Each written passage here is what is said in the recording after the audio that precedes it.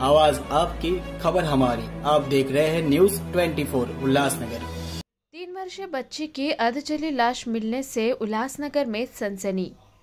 Ulhasnagar camp 5 में हीरलाइन police station के pass 3 दिन से लापता 3 वर्षीय बच्ची की अधजली लाश मिलने से क्षेत्र में हड़कंप मच गया है। परिजनों ने 18 नवंबर को गुमशुदगी की शिकायत दर्ज कराई थी, लेकिन पुलिस ने समय पर कार्रवाई नहीं की। गुरुवार को शव पुलिस स्टेशन के पास मिला, जिससे पुलिस की कार्यप्रणाली पर सवाल खड़े हो गए।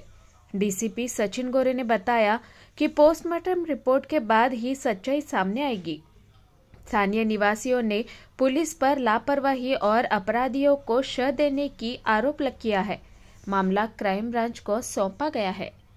उल्हासनगर झोनमधील हिललाईन पोलीस स्टेशन अंतर्गत सदरचा गुन्हा जो आहे तो 18 तारखेला रात्री 23 वाजता दाखल आहे। त्या अनुषंगाने सदरचा तपास जो आहे तो महिला पोलीस अधिकाऱ्यांकडे दिला होता आणि त्या तपासामध्ये आज रोजी आम्हाला सदरच्या मुलीचा जो आहे तो मृतदेह आढळलेला आहे।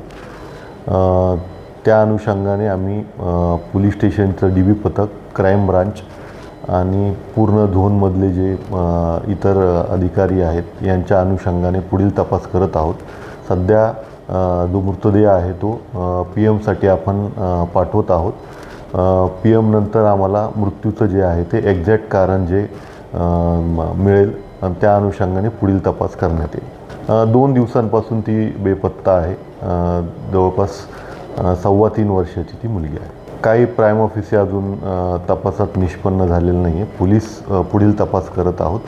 तपासामध्ये ज्या गोष्टी निष्पन्न होतील त्या अनुषंगाने पुढे आपल्याला सविस्तर माहिती देण्यात येते। सध्या इन्क्वेस्ट बाकी आहे। इन्क्वेस्ट झाल्यानंतर तपासामधले ज्या गोष्टी आहेत त्या तुम्हाला सविस्तर सांगण्यात येतील।